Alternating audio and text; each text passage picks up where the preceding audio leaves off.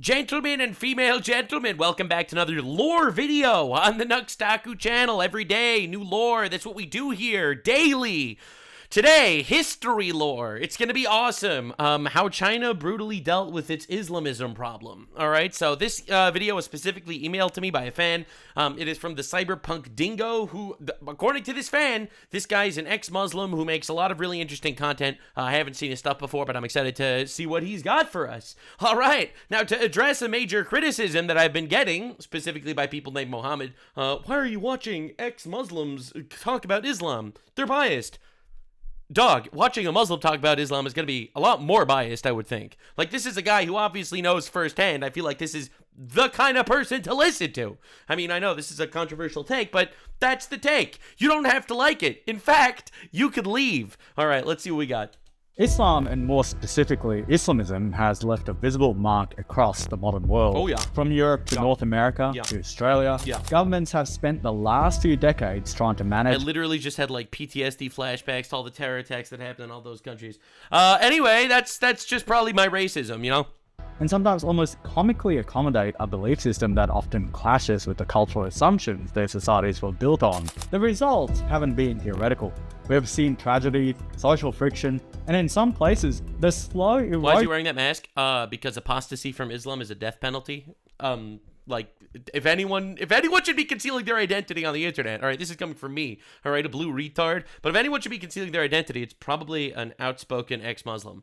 I know there are some radicals that probably want him dead for videos like this. No, this is not a pro-China content, all right? Listen, I am not Hassan Piker, all right? I am actually relatively anti-China and anti-radical Islamism, all right? This is literally two retards fighting, if you ask me. Of what used to look like stable, successful multiculturalism, but one country didn't play That's fake news. There's no such thing as stable multiculturalism. That's propaganda. That game. In fact, they've done so while close to 20 million Muslims call it home. And all of this was accomplished only within the past 20 odd years. Damn. That country, of course, is China. There it is. Islam has been in China for well over 1,000 years. It didn't arrive through conquest. It came through trade. Muslim merchants from Persia and the Arab world were moving along the Silk Road as early as the Tang and Song dynasties. They set up trading communities, married locals, and built the first mosques. Over time, that produced a group of Muslims who were culturally Chinese, spoke Chinese, lived like everyone else, and just happened to be Muslim. Great. These are the Hui. You can find them all over China, and historically, they have been seen as relatively unproblematic by the state because they didn't form a separate nation inside the nation. Guys, this completely and utterly debunks the racism narrative. All right, if China was just radically Islamophobic, then they would crack down on all Muslims. All right, but if they're only specifically cracking down on Muslims that are coming to China specifically to overthrow the government, then that kind of really isn't Islamophobia. That's Islamo-realism. That seems pretty reasonable if you ask me. I mean, I know how China ended up opening like these slave camps. All right, like I know China like literally genocided Muslims. So I'm not condoning anything like that. I'm just saying the sentiment is understood. The major Muslim group in China is very different. The Uyghurs live almost entirely in the far west of the country in Xinjiang. I'm pretty sure the Uyghurs were like actually brutalized.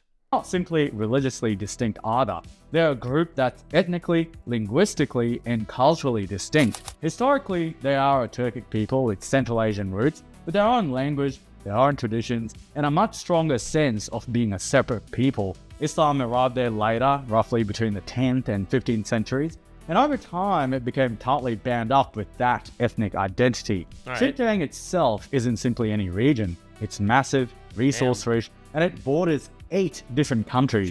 Historically, it was contested territory. It was conquered by the Qing Empire, lost and reabsorbed in different forms, and it's seen multiple independence movements over the last 2 centuries under the name East Turkestan. When the communists took over in 1949, Xinjiang never fully settled down. It was always treated as a frontier and always seen as a potential fracture point. From Beijing's perspective, this combination is uniquely sensitive. You have a border region, a distinct ethnic... Well, I mean, China is very into conquer all of our lands and make it mega Chinese, right? Like, that's why they keep going after Taiwan.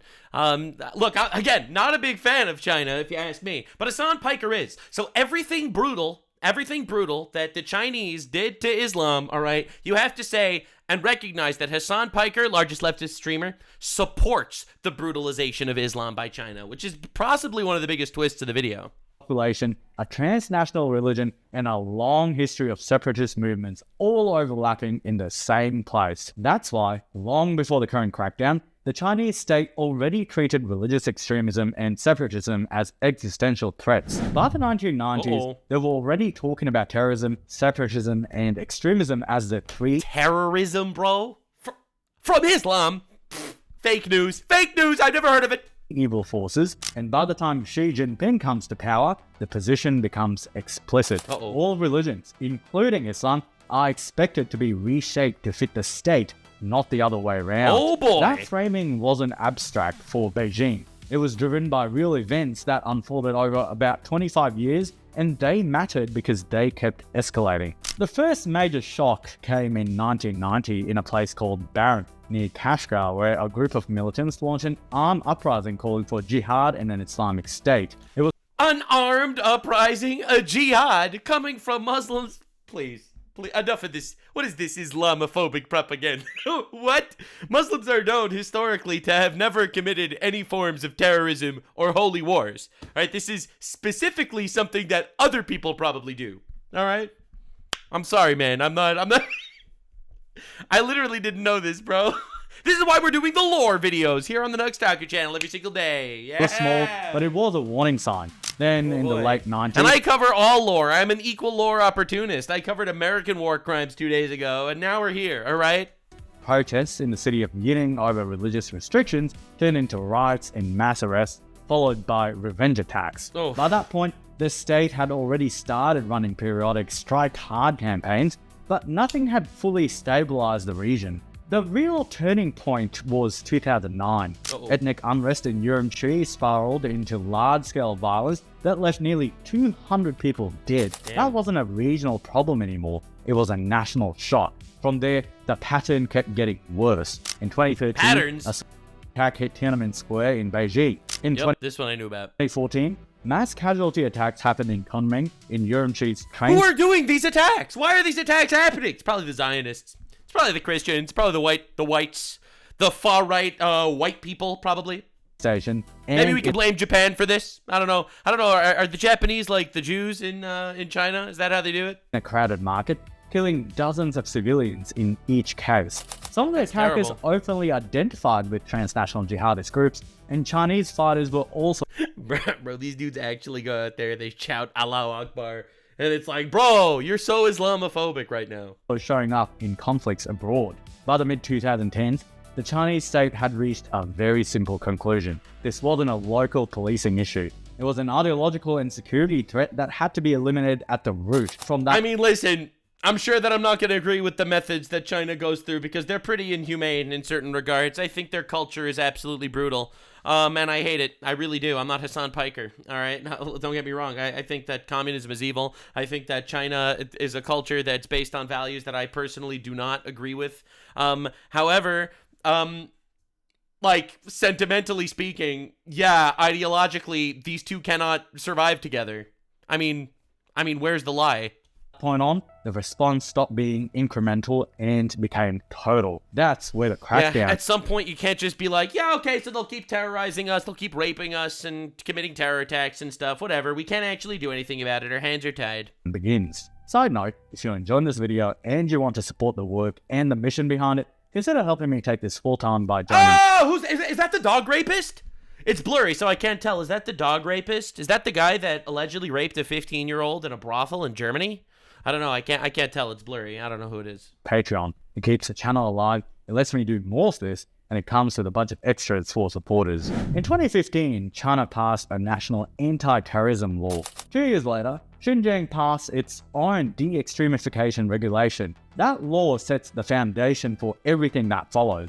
It defines extremism very broadly. I mean, this is straight up this is the re-education, like, concentration camp shit. Just as violence, but as any speech or behavior influenced by religious ideas that interfere with normal social life or challenge state authority. Listen, man, what do you mean? You just said Allahu Akbar, that means God is great. That has nothing, why would speech like that impact normal life? What are you talking about, sir? Look, man, all I know is that when I see a Jew say, Baruch Hashem, I'm not worried. When I say a Christian say, Christ is king, I'm not worried. When I hear a Muslim say, Allahu Akbar, I look over my shoulder.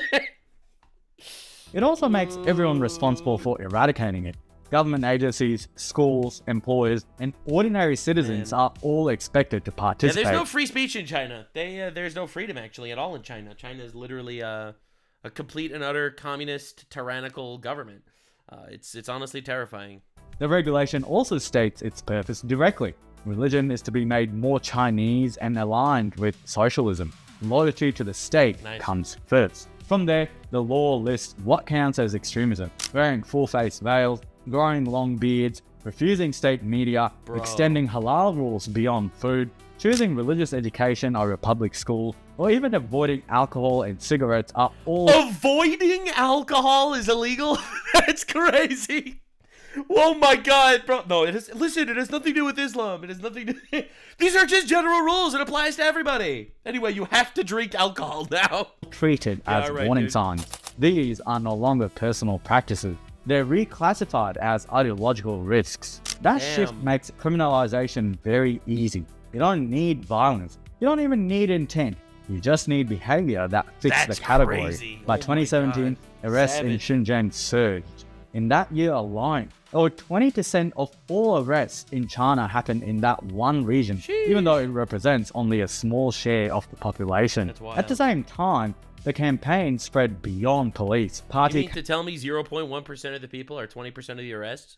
Cadres, schools, workplaces, neighborhood committees, and social organizations were all mobilized to identify and correct extremism.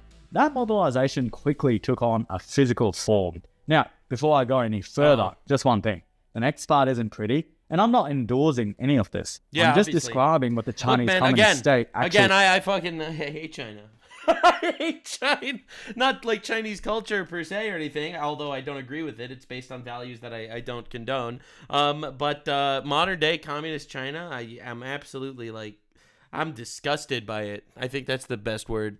Built and how it worked. Starting around 2017, Xinjiang began building a network of what the state called vocational education and training centers. These were not courts or prisons. Yeah, these are concentration camps, essentially. Re-education centers, and Hassan Piker supports them. A formal sense. These were administrative detention facilities designed for people who had not necessarily committed a crime, but who were classified as ideologically unreliable. The official description was that these were schools, places to teach law, language, and job skills. Places to correct thinking and like my channel. The next Taku channel is just kind of like a slightly commodified re-education facility for retards. Extremism from taking hold. Internally, the language was more blunt. People influenced by extremism were described as being poisoned or infected, and education was presented as the cure. Who went into these centers was determined locally. This just sounds like liberal colleges in the United States. And the criteria were wide. Travel to certain countries, possession of religious material, praying outside state-approved spaces, wearing religious clothing, or being connected to someone already detained could all be enough. Bro! The result was that large parts of the being connected to someone detained? That is dark. China really is. It's dystopian. It's terrifying. And Hassan Piker supports it. Especially men of working age, religious families, and anyone with foreign links were swept up. Estimates vary, but by 2018 and 2019, by the way, I'm not being facetious. Hassan Piker just went to China, got Mao's little red book and soy-faced, and then immediately said how he loves China. China's the best country in the world, and he supports China. I'm not exaggerating, by the way. That was not even being facetious. Between several 100,000 and over 1 million people have passed through the system. China never released official numbers. It described enrollment as flexible and temporary, and most of this was hidden from Western media. Ironically, even the most pro-China... There he is! There he is! The dog rapist! Alleged dog rapist. Alleged dog rapist. Message today, like Hassan, tend to avoid this topic. It's one that's often censored or completely ignored in the modern day West. That's exactly why I use Proton VPN and why I think you should too. They're based in Switzerland, outside the reach of Mail since Australia announced sweeping surveillance laws last year, extremist beliefs and demonstrate loyalty to the state. All right. Progress was measured through tests, written statements, and observed Dude, behavior. how would they do this? They would actually need to, like... This feels like the anime Psychopaths, where they need to, like, psychoanalyze all of these people individually. You know, trying to sit there and figure out exactly how much of a threat level they are in their mind.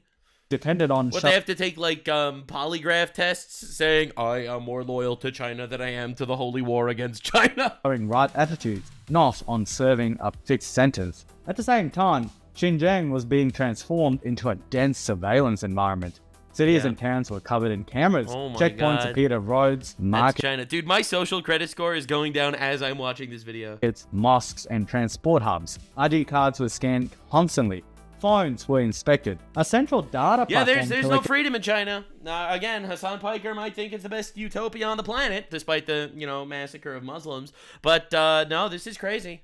Information on movement, communication, electricity usage, religious habits, and social ties. Algorithms flagged abnormal behavior, and those flagged were questioned, visited, or sent to education. Police presence expanded sharply as well. Thousands of new officers were hired. Neighborhoods were broken into small control zones with local stations and informant networks. This is what communism does. This is, by the way, the logical result of communism. For those of you that are unaware, people think that communism is great because you get to put power back in the hands of the people. Communism is the opposite of that. Because if you want to be able to take money from the people that actually earn the money, then you know what? This is going to be a shock. You need someone in charge to control the money. You need a tyrant. Every communist rule always results in a tyrant with mass surveillance. That is how communism works. There is no case in history of communism not becoming exactly this, an actual fascist dystopia.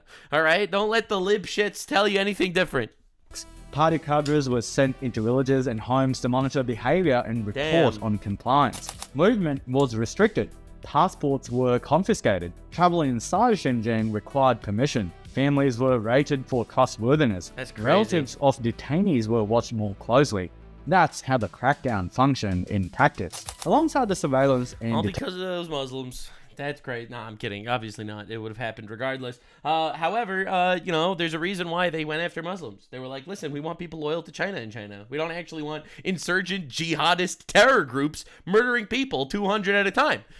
Look, man, while I think that the way they handled it was absolutely brutal, there was an obvious issue that needed solving. Tension. The state also moved to reshape the religious environment itself. From around 2017 onward, the physical landscape of Islam in Xinjiang started to disappear. In many towns and cities, mosques that had existed for generations were either closed, emptied, or removed altogether. Damn. In some places, the buildings were torn down. In others, they were left standing, but stripped of anything that made them recognizably Islamic. That's crazy. Domes and minarets came down, and Arabic inscriptions vanished from the walls. In a lot of cases... it's crazy how they get, all their oil from Iran. Meanwhile, they just, hate Muslims. It's almost like the Iranians don't give a shit either. It's crazy. It's crazy watching the left. Bro, it's crazy watching the left suckle and fondle and gargle China's nuts. It's absolute insanity. Oh, my God. The buildings didn't vanish so much as they changed identity. A place that used to be a mosque would quietly reopen as a cafe, a small shop, a tourist office, or just sit there locked and unused. From the outside, it no longer looked like a religious space, and inside, it no longer functioned as one. Even well-known and historically important sites were treated the same way. Places that had been central to community life were either erased or turned into something else. So the obvious question after all of that is whether it worked. After the crackdown... yeah, well, we gotta look at whether it worked. But even more importantly, did you see what Canada's been doing lately? I can't believe this is real, by the way. So this is an actual clip of Mark Carney, the current Prime Minister of Canada, talking in China. This is pretty great.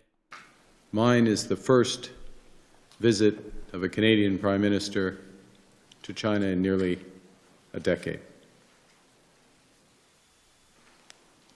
The world has changed much since that last visit.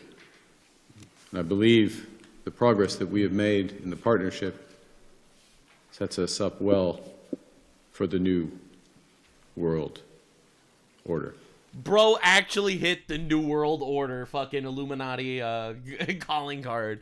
So yeah, anyway, so that's where Canada's going. Congrats, Canada. You guys suck.